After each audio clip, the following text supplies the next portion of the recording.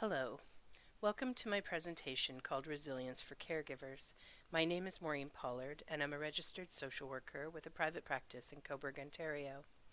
I have worked in the field of social work since 1991, and in my 28 years of service, I have come to learn about factors that help people in professional caregiving roles, both with personal and professional resilience. And I've put together this presentation as a support for you in the work that you do and in your work-life balance. And I hope that you will find these factors important for your consideration, but also um, showing you a variety of steps you can take for your own personal wellness. First, I'd like to talk about the fact that there are several risk factors for caregiver burnout, and some of these may resonate with you as I go through them. So, thinking about your own self and the caregiving you do, both as a professional and also in your personal life, because we do have those dual roles, sometimes multiple roles. Sometimes you'll find that you are a people pleaser and you look for opportunities to put others' needs ahead of your own. In my home, there are sometimes 7 people living here, and I have been the caregiver for a senior with dementia, and I have also been a caregiver for a child on the autism spectrum. I have 4 children and a very busy household. Um, that means that there are often times that I can find somebody else's needs to put ahead of my own, which is a factor in my own, sometimes in my own path towards burnout.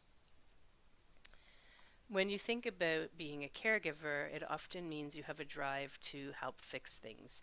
You see something wrong, you want to do something about it. And that's because you care so much. But the reality is, some of the things that we face are not ours to fix. Sometimes we have to stand by and let other people struggle with them. And other times, some of the things that we face are not really fixable. We have to figure out another way to manage the realities. People who are caregivers are often solving problems and they're good at it. You might be a really creative problem solver and the person that everybody turns to help with their problems. And that can be great. It can give you a great sense of accomplishment and be very helpful, but it can also really impact your own well being, taking us back to slide number 1, where we talk about the fact that we're putting other people's needs ahead of our own sometimes as a caregiver. Caregivers are also often known for wanting to be in control. Sometimes we want that control because we feel like if we're organized, if we plan and we manage things, that everything will be okay. It will help us avoid risks. It will help ensure success. And the reality is, as we're going to talk about again later in the slideshow, there are many things in the world that are out of our control. And so sometimes that desire to be in control can leave us at risk for burnout. And so, the last factor that I want to share with you is this idea that sometimes as caregivers, we get really good at what we do, and then we believe that we're the only one who can do it. That was definitely true for me at different times in parenting my child on the autism spectrum. I felt like I was the only person who understood her, the only person who could interpret what she needed, and then meet those needs. Now, that wasn't true just because I believed it. But certainly at those times when I worried or felt that I was the only person that could connect with her in that way with success, it made me more vulnerable to struggling. And so all of these factors are traits and characteristics of people who tend to give care.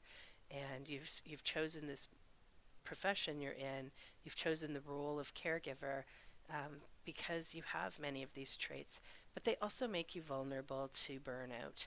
And I just want to acknowledge that in 2019, the World Health Organization designated burnout as a true medical condition, as something that required treatment because we are sometimes not taking good enough care of our caregivers. And so that's where I have come to share this presentation with you. If those characteristics sound familiar or resonate with you, then this presentation may give you some real opportunities for shifting. So, resilience is defined by the American Psychological Association in their 2015 document, Road to Resilience, as the ability to adapt well in the face of adversity, trauma, and stress. And so, it doesn't mean that we can avoid adversity, trauma, and stress, because in fact, we can't. Whatever life we're living, there will be adversity, trauma, and stress involved. So, really, we're looking at ways to adapt. And Jean Chatsky says that resilience isn't a single skill, but a variety of skills and coping mechanisms. A number of things, for example, that we pull together to look after our wellness and our ongoing ability to provide care. So I'll take you a moment and ask you to pause and consider, how are you doing? Are you like this zebra who's losing their stripes? They're unraveling and think maybe it's related to stress. Or maybe you're like this person who attempted to do some self care, perhaps in the form of yoga, but got trapped into this knotted position and had to call the yoga emergency hotline. Whatever has been happening for you, I want to share with you some resilience factors involved in feeling personally resilient. There are 14 factors that I'm going to talk about, and there'll be a slide for each factor and the opportunity to consider them in detail. But really, there are a number of things that research has shown help us feel more resilient in the face of adversity, trauma, and stress. When we think about adversity and trauma and stress, one of the things that we do have an ability to deal with is coping with our thoughts. How we think about things matters. The words and the language that we use is important. For example, this person in the cartoon has exchanged the word tension for the word excitement and feels a lot better because of using the word excitement. And so that's a simple and somewhat silly example, but the reality is what we think and how we use language around our problems can really make a difference. Similarly, we have skills for coping with feelings. We know that waves of feelings are going to wash over us, and we have to accept that we can't stop them. And so, what we decide is how to be with those feelings. Some of the work that I do is work as a traumatic grief counselor.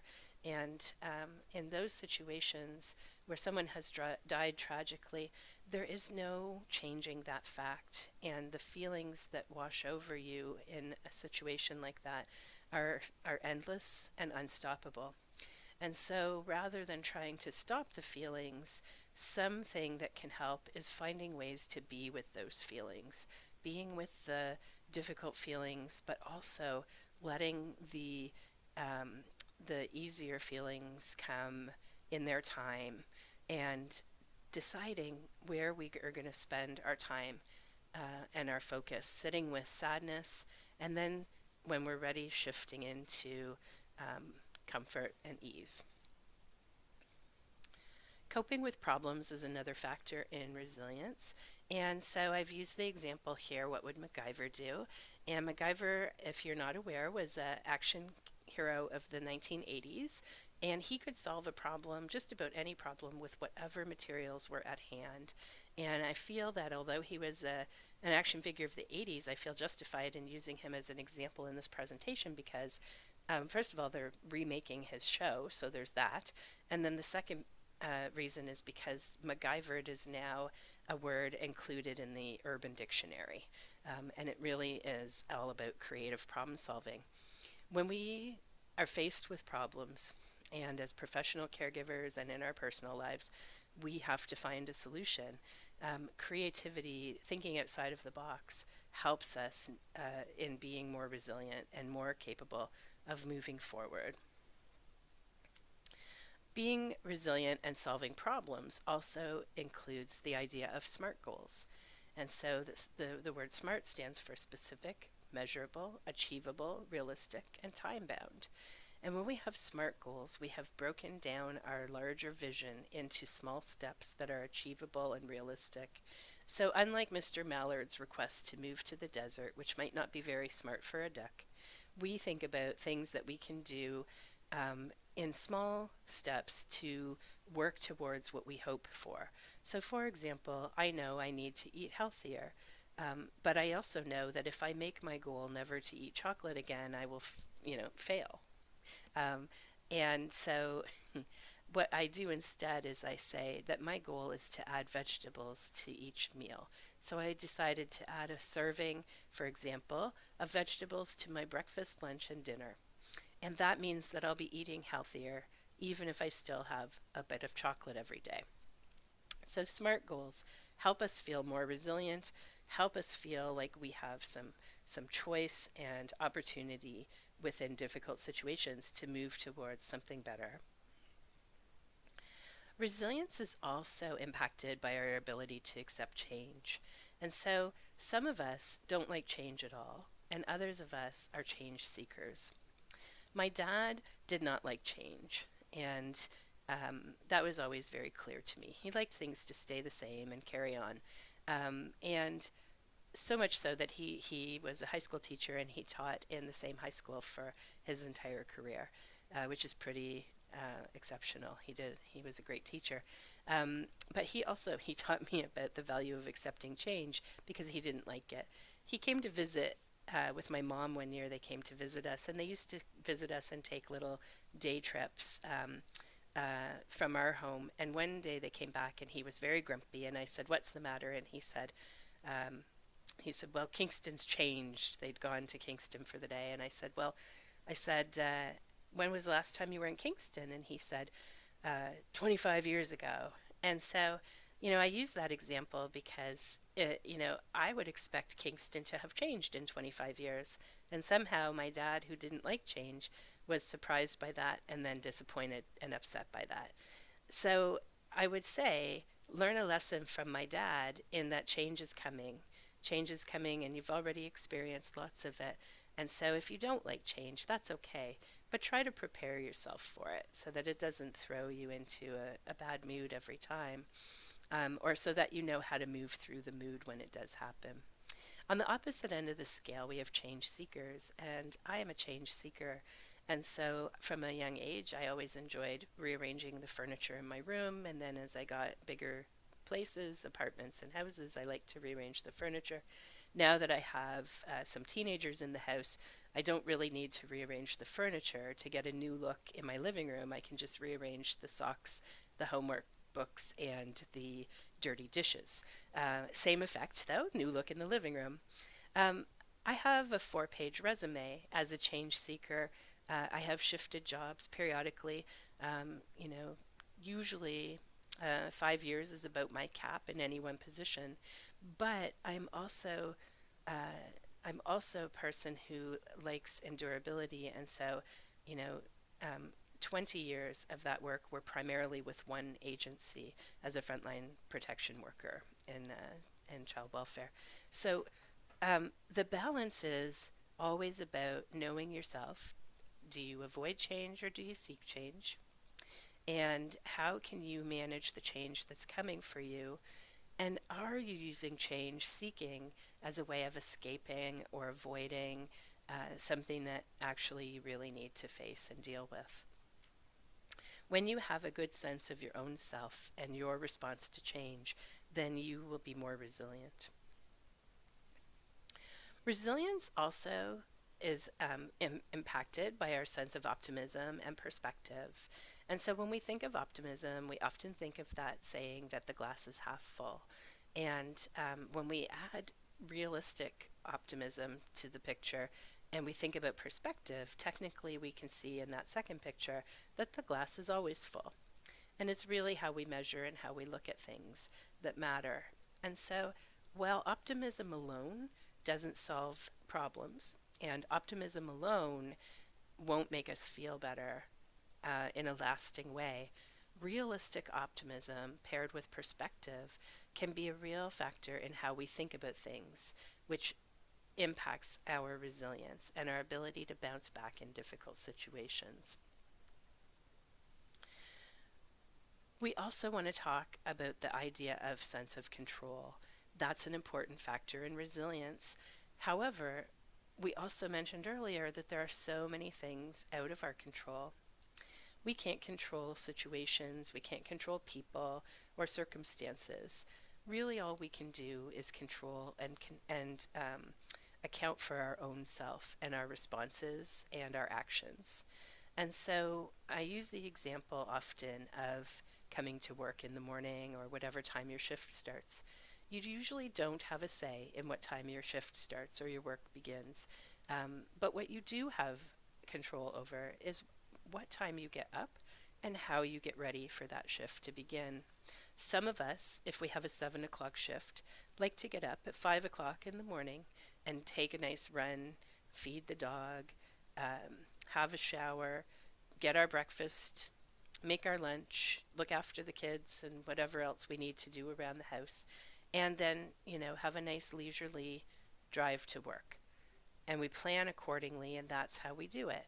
Others of us, we don't want to spend all that time in the morning. We want to sleep as long as we can and get up when we have just enough time to get ready, do the basics we need to do for work, and get there in time.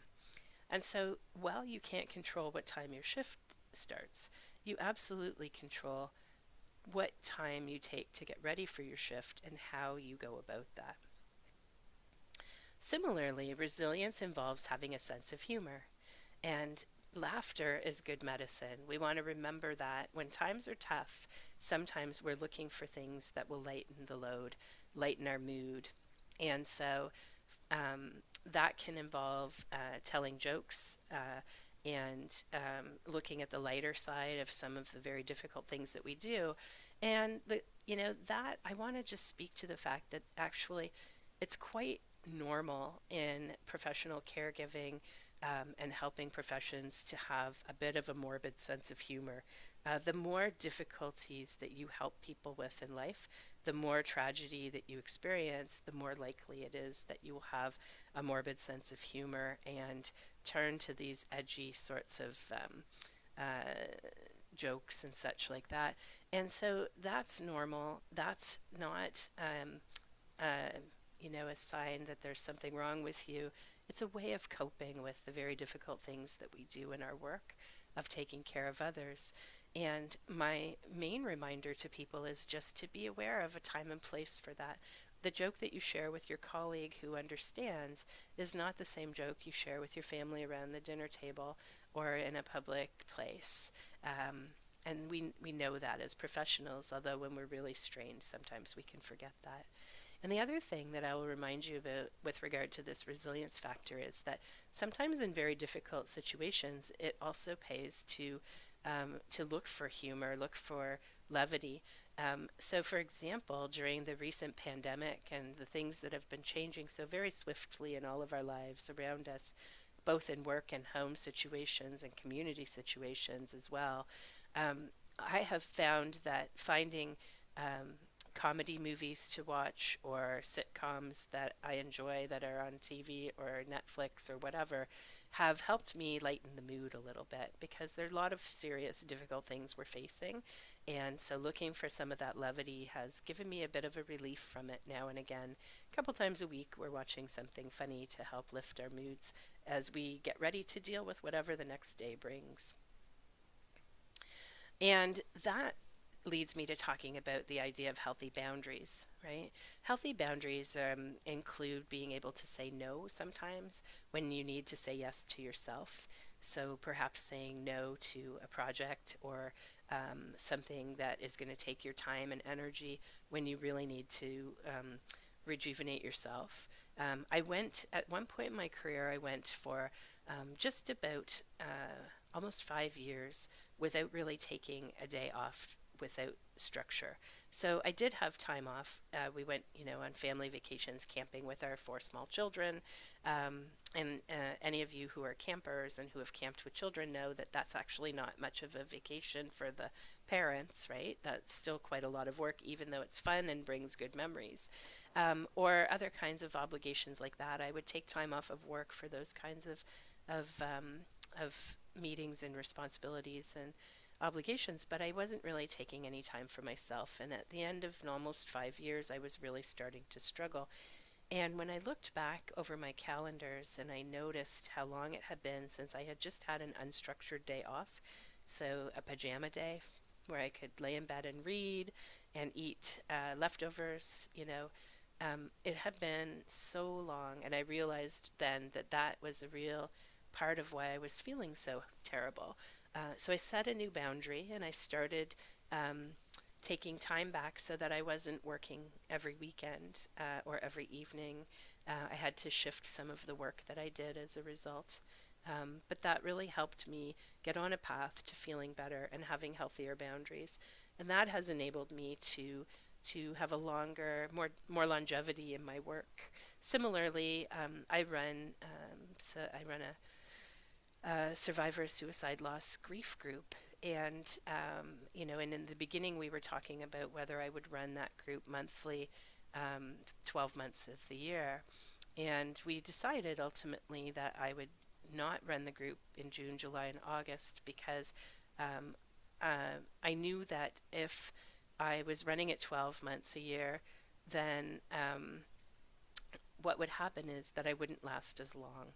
Whereas if I do take the summers off of running the group each year, then I have more capacity to refuel myself, recharge over the summer, and come back to the group in the fall ready to support them again.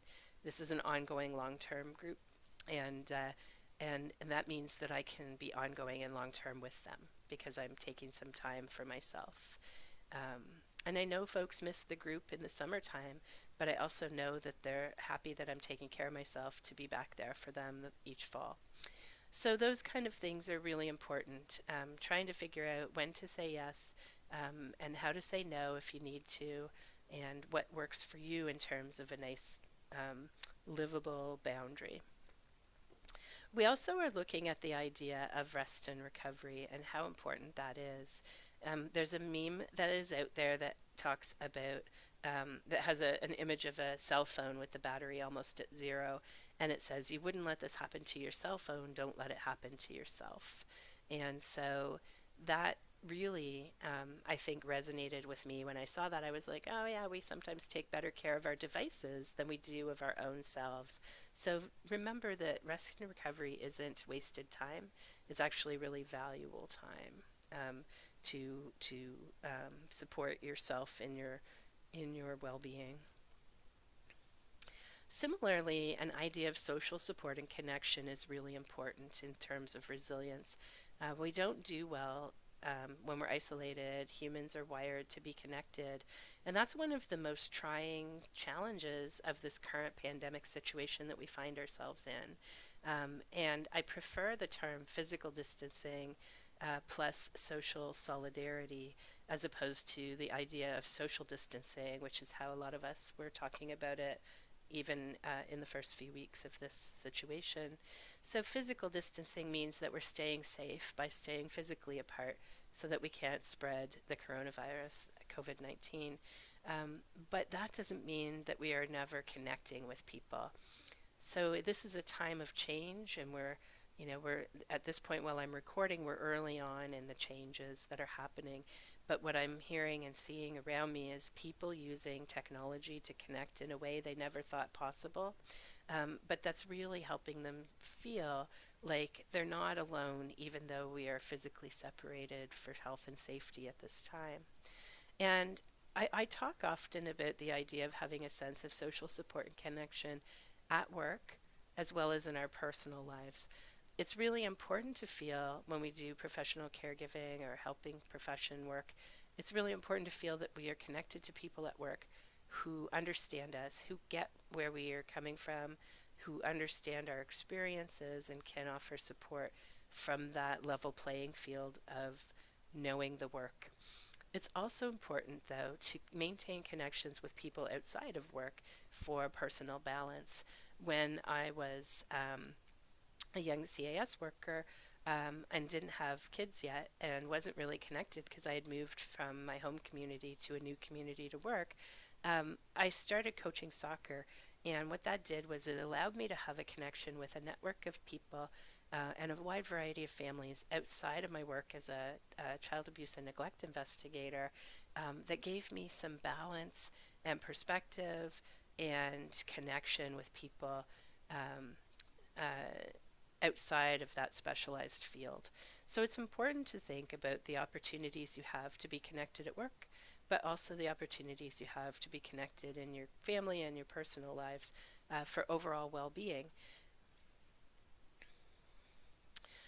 Resilience is also about gratitude, and I like this quote that gratitude teaches us to appreciate both the rainbow and the storm, because really, whatever comes our way, this is life, and there is life in all of the things that come to us. So, for example, um, you know, we can appreciate the difficult times because they make us much more aware of the really the good times and the wonderful things we also have in life. And there are a lot of different ways to view gratitude and how we work with it. Um, the time in my life that gratitude was probably most important to me was a time when I went back to school to get my master's of social work. And I was in a program for working professionals. What that meant that I was working full time as a child protection worker, and I was going to school full time every other weekend for 16 months to complete my degree. At the same time, my husband was working 4 hours away, and so he left on a Monday morning and he came home. He left at 4 o'clock Monday mornings and came home at 10 o'clock on Thursday nights. And then I would leave for school at noon on Fridays and come home at around 8 on Saturday nights. And that was our routine most weeks. Because even on the days that I wasn't in class, I would go to the library to work on my essays in between class weekends. Um, During that time, I had four young kids between the ages of 3 and 12, and my dad had been quite ill and was in a locked care facility with dementia that was progressing. And so it was quite a difficult time.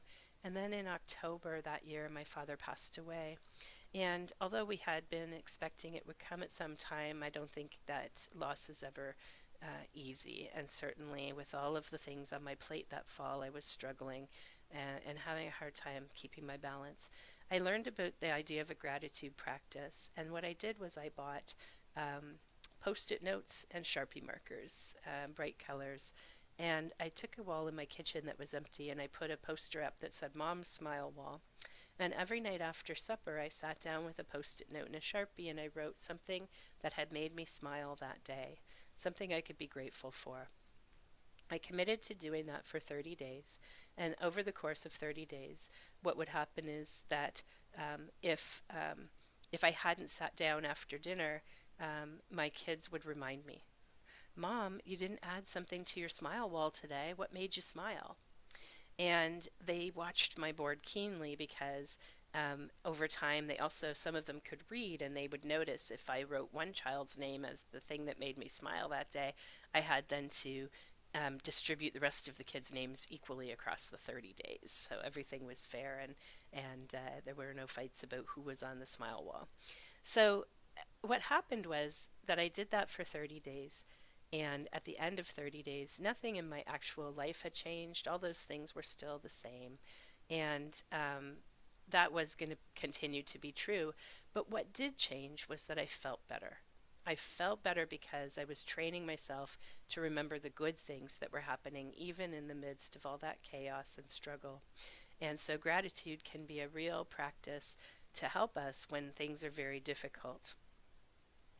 And so I invite you to consider the possibility of using a gratitude journal. It can be any journal of any kind. It doesn't have to be fancy or expensive. And taking a moment to write down, a couple of things a day that you are grateful for. Maybe some days you can only write one thing, and maybe some days you even have trouble finding that one thing. But maybe another day you find 3 or 4 or 5 things you're grateful for, and you just keep this list in this journal. That's all you use it for. And then what happens is that twofold um, is what happens is twofold. You have, first of all, um, begun to train your mind to look for the bright lining, to look for the bright spots um, in difficult situations. And you are also keeping a record so that when things get tough, you can flip back through this journal and you can remind yourself of some of the things that you have and have had in your life to be grateful for. Another opportunity for gratitude comes in the form of thank you notes. And so I do encourage people to write and send thank you notes quite regularly. In the space that I sit for relaxing in my house, I have a shelf, and on that shelf is a stack of thank you notes and some colorful markers, of course, and a roll of stamps. And so if I'm thinking of someone, I will often jot off a thank you note and put a stamp on it, and my address book is right there as well. And then I am able to easily deliver a small message of kindness to somebody who's important in my life. It's very easy when we think about people that we appreciate to just carry on and think, oh, well, they know that I appreciate them, or I said thank you for that. But somehow, a handwritten thank you note is a touching way to just really bring that home to the person that you care about them and appreciate the role that they play in your life, no matter how small or how grand the gesture that you're thanking them for is. So when we think about all of the factors I've covered in terms of resilience, what we begin to recognize is that life is about 10% what happens to us and about 90% how we react to it. How we respond is what's within our control. We can think about what actions we want to take, how we want to think, and how we want to spend time with the feelings about anything that's happening to us. So, in that regard, that's partly the value of self care. So, what is self care? And I like this definition from the University of Kentucky Student Affairs VIP Center, which says that self care is intentional action. And self care is intentional action you take for your whole self, physical, mental, emotional, and spiritual. And so, what we're looking for are ways that we can take steps on purpose to care for ourselves. Cheryl Richardson wrote a book called The Art of Extreme Self Care in 2009, and she said that we need enough sleep. Now, I regularly ask this question when I do in person presentations. I say, how many of us get enough sleep on a regular basis? And, usually a couple of hands go up, and I can see that there are a couple people who really make sleep a priority. And many of us, however, don't feel like we get enough sleep. We need enough sleep and we need enough energy, and that comes from a combination of sleep as well as moving our body and feeding our body adequate, healthy sustenance, right? And so we need these things. We also need enough time alone, balanced with enough companionship. And so what I often talk about at this point in the presentation is the fact that some of us are introverts and we need more time alone to recharge and be ready to be with people again. And some of us are extroverts and we need more companionship to recharge and be ready to be alone again. And so it's not so important whether you're an introvert or an extrovert as it is to know which one you are. That self-awareness is such a common thread that runs all through these resilience factors. In my house, during this time of restricted contact with others, I have two introverted teenagers and one extroverted teenager. And so one of my teens is a gamer and has ways to stay connected with her community because they are already used to being connected online, and she feels quite comfortable with that. And another of my teens is a book reader and is, just loves to watch Doctor Who episodes and sometimes reaches out for chats with classmates or camp friends, but is otherwise pretty happy with this time alone at home. The extrovert though is really struggling. She misses her friends, she misses gatherings, she misses being able to be out in the community with her people. And so I'm grateful for the fact that she's actually a worker at a grocery store, which means that she gets a couple of shifts a week where she is able to go and connect with some other people outside of our family and have that sense of something to do that makes her feel connected to her community. And at the same time, we're also acknowledging her extroversion means that she has an added need for our time and attention. And we're trying to spend a little bit of time with her every day that's just dedicated to giving her that that contact with people that she needs. So it's a balance. It's not good or bad to be introverted or extroverted. It's just something that is. And finding the balance for your own self is so important in terms of taking care. We also need, as we talked about, that sense of emotional support, and we need to carry a sense of peace and hope. And when we have these things, when we have enough of these things, we can avoid feeling deprived and depleted. When we're deprived and depleted, it's very hard to give good care. When I had gone almost 5 years without having a pajama day, um, I was really struggling to take good care of people around me as well. I was irritable and short tempered and frustrated a lot of the time, and that was part of what drove me to really look at what was happening for me and go back through my calendars and see what my life had been like. So we want to be looking after ourselves so that we don't get feeling like that top rope where we have that one strand left and it's on its last legs. We want to be more like that bottom image where we have several things that are part of our life that we weave together in a vibrant and strong braid that is going to be helpful in moving forward and giving others what we are expected to give. It's also the difference between a balancing act and true balance. And so often we are juggling many things in our lives. And I talk about yoga poses in this section, and I talk about the fact that, the tree pose is really a balancing act in yoga, where we balance on one foot, we raise our other foot, and we raise our arms above our head and seek balance. And because it's yoga and balance, we do that with the other foot as well for the same sort of length of time. So that balancing pose is like a balancing act where we're juggling things and we're more vulnerable in that position as opposed to true balance. And I talk about the mountain pose where we stand with our feet about hip width apart and our shoulders lowered and we're at ease and we are just more grounded in that mountain pose and more likely to have true balance, which means that we're less likely to be knocked over by the waves of life that we are going to have coming over us. Right? So when you're thinking about self-care and your resilience factors, thinking about what gives you true balance, so that we can avoid being in a balancing act sometimes, but so that we are not in that balancing act very often or for very long when we can help it. So I like to talk about the fact that there are some simple things we can do, and one of the most simple is just breathing. When you think about taking a breath, of course we breathe every day, and we breathe um, without really thinking about it. So what I'm actually talking about is intentional breathing. And when we breathe intentionally, we can perhaps use this example of 4-7-8 breathing, where we inhale slowly counting to 4, and then we hold that breath for a count of 7, and we exhale slowly for a count of 8. And when we do this, this type of breathing activates the calming centers in our nervous system. And so what happens is that we can start to calm down and be present in this moment if we do this type of focused and intentional breathing.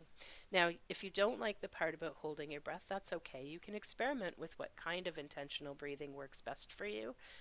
You can breathe in for a count of 4 and then exhale slowly to a count of 8 without the holding of the breath. And that will work as well. But the action of those deep intentional breaths activates the vagus nerve and helps to soothe and calm the mind and body. Taking this time several times a day can really help.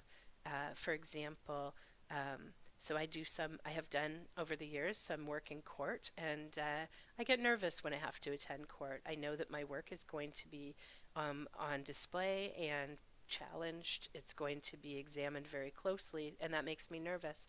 So in order to keep myself calm and focused going into court, I use breathing exercises in the car when I drive to the courthouse. I use breathing exercises in the waiting room, and sometimes I use them even within the courtroom while I wait for my turn to speak. And so what I find is that using focused intentional breathing really helps me deal with feelings of anxiety and stress in a situation that I have no choice but to face. So I want to share with you this image of 50 ways to take a break, which you can find on the internet as well, and print yourself a copy. The credit is very tiny print in the bottom right-hand corner of the image, and when you print it, depending on the size, it's easier to find that credit. But essentially, this 50 ways to take a break image shows us how very many ways there are to do something that will give us a chance to relax. And so you may look at this picture and you may see something that jumps out at you and you think, oh my gosh, that's no way to take a break. Often people mention that climbing a tree is no way to take a break, for example. And I respond usually by the fact that, when I was 12, I really liked to climb trees, and that was a fun way to take a break. But at 50, that's not so much something I enjoy. And so I encourage people to just look at the images and think about these. And it might be that something you see on here will remind you of something you love to do or used to love to do. And that will begin ways that you can consider bringing that into your current life. Or it may be that you'll find something new that you haven't tried before, that you think would be soothing and something that you could try. The idea being that everybody will like something different on this picture, and that these are not the only ideas, that these are just intended to spark your imagination about the things you could do that feel like a break, that feel comforting or feel soothing or calming. Similarly, I have this image of 6 ways to practice grounding with intense anxiety and intense emotions. And these are strategies that help us really calm the self. You'll see that the 4-7-8 breathing practice is on there, and some other sensory exercises that bring us into the present. When we are anxious and feeling intense emotions, we are often focused on fretting about something that has already happened that we found distressing, or we are focusing on the future and something we're worried about that we can't control. And so these exercises for grounding bring us into the present moment. We are safe and we are well in this present moment. We are as well as we can be, and we can hold on to this moment of calm and prepare ourselves through these grounding exercises for whatever's coming next. And so I invite you to experiment a little bit with some of the opportunities, some of the ideas on here, to see what does feel good to you, what does help you in a moment of stress and anxiety, to calm yourself, to activate those centers in your nervous system um, that that relax you and help you perform despite significant stress. So I'll pause here to talk for a moment about the idea that all of these resilience factors and the self care strategies are invitations. And they're invitations for you to consider, what are your keys to self care? What really helps you feel balanced and well? And as you think about that, as you draw from the examples I've talked about and shown you in this presentation, I want you to consider the possibility of doing a bit of craft and making yourself a reminder of the things that help you feel well and grounded, your own keys to self care. You might take, for example, a paper tag, and you can buy these and you can make them. Um, it doesn't have to be fancy. Very simple is often the easiest and most effective way to remind ourselves of something. And you can take Sharpie markers, or you can take any kind of pen, marker, crayon, pencil crayon, and create a tag that will remind you of some of your keys to self care. And you can tie that tag to any key that you have around the house. I have a collection of decorative keys that I will often give people in this exercise, but it doesn't need to be a fancy key. It can just be your own reminder. My reminder includes the word breathe on the front of it, because I often forget to breathe deeply and focused when I'm under stress. I can feel those shoulders go up and my back and chest get tight, and I'm not breathing effectively for calming myself. And so my tag says breathe on one side, and on the other side it says inhale, exhale, repeat. So you can create for yourself a meaningful reminder that you can tuck in your pocket or a bag. You can hang it on a bulletin board.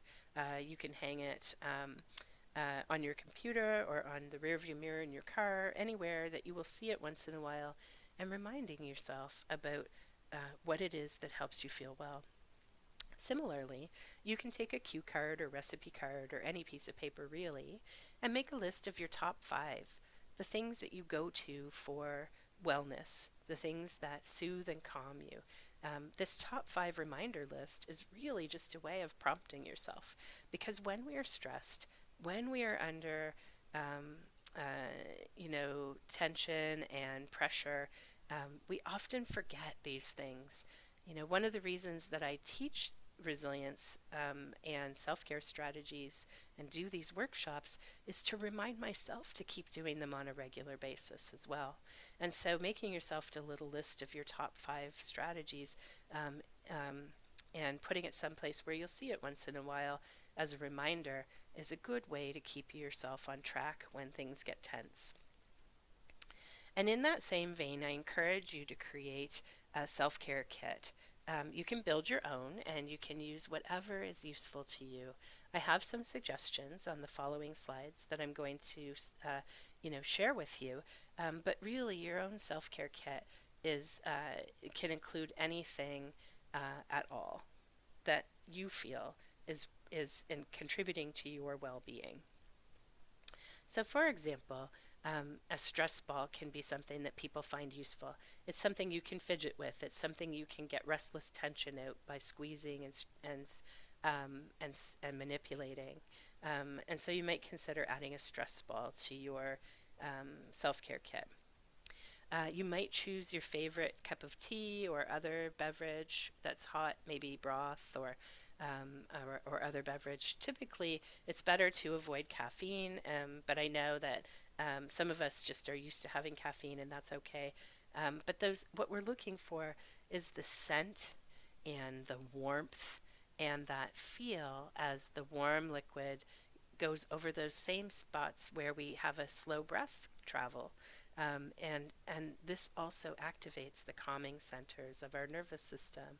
And so consider putting in your favorite herbal tea or your favorite broth mixture if you like a particular bouillon or something like that. Something else to include in your self care kit is a reminder or tools for active living. And so things that will help you move your body, whether it's yoga or stretching, whether it's jogging or weightlifting or aerobic exercise, something that will remind you to move your body for wellness in a way that feels good to you. And again, the idea of things that soothe us can include a hot shower or a bubble bath. And so perhaps you want to include your favorite shower gel or a bath bomb that you enjoy to remind yourself that that's an option when you're under stress. Or perhaps if you have difficulty sleeping, you want to include in your self care kit a nice night mask that feels comfortable to you and some earplugs that will help you block out the noise and try and make an environment that is more conducive to you getting some sleep. Because as we mentioned earlier, sleep is a healing time. And finally, I would suggest this idea of including a small bottle of bubbles, or a big bottle if you like bubbles a lot. And the reason that I include bubbles is a symbolic reminder to breathe. Because in order to blow bubbles, we need to breathe in and then breathe out. And we need to breathe out in a focused, controlled way to blow bubbles or it won't work. And so I remind you that of all the things we do, sometimes breathing is simplest. And a bottle of bubbles can remind us of that symbolically. So as we wrap up this presentation and we think about the things that help you to feel resilient, to feel well and strong, I want to ask you to think about Superman. Superman is the strongest man on the planet, and still he has a weakness. When he runs into kryptonite, he struggles. And when he struggles because he's run into kryptonite, he can't get out of trouble alone. Even Superman needs help sometimes, and so I want you to think like Superman. Try to avoid the things that cause you to struggle. But when you can't, because we can't always avoid them, I want you to know that it's okay to ask for help because even Superman needs help sometimes. I also want you to think about Popeye, and I want you to think about the fact that what Popeye does is he keeps the thing that makes him feel strong nearby. He's always got a can of spinach nearby, and he knows that if he uses that spinach, it'll increase his strength and allow him to face the stressor that's in front of him. And so I encourage you to think like Popeye. Keep the things that make you feel well and strong a part of your regular life. And that will fluctuate. Sometimes you'll have more of them, and sometimes it'll be harder to fit them in. But do think like Popeye and try and keep them in and around you to some degree so that you're ready to face the challenges when they come. Because the reality is, you could buy a magic wand like this at any toy store or magic shop, but it doesn't actually work. I know because I've tried. I've tried a few of them now. And the reality is that the magic is in you. Each and every one of you who does professional caregiving, or who is a caregiver by nature, or who is out there helping people during difficult times and through tragedies, each of you has a gift. And the gift that you bring is so important to yourself, to your family and your community. That the magic you bring is how you care for that gift and how you take care of yourself so that it can continue to be present in your life. Because taking good care of you means people in your life receive the best of you and not what's left of you. And so I really want you to think about what it is that will help you take care of you. And I thank you for listening to this presentation. I hope that you find it helpful and that it brings you some opportunities to think about ways that you can have small actions that will make a big difference in time as you care for yourself, particularly during these very difficult times that we're facing with a global pandemic and all of the challenges that means to our work as caregivers and professional helpers in the world. Thank you so much for your time.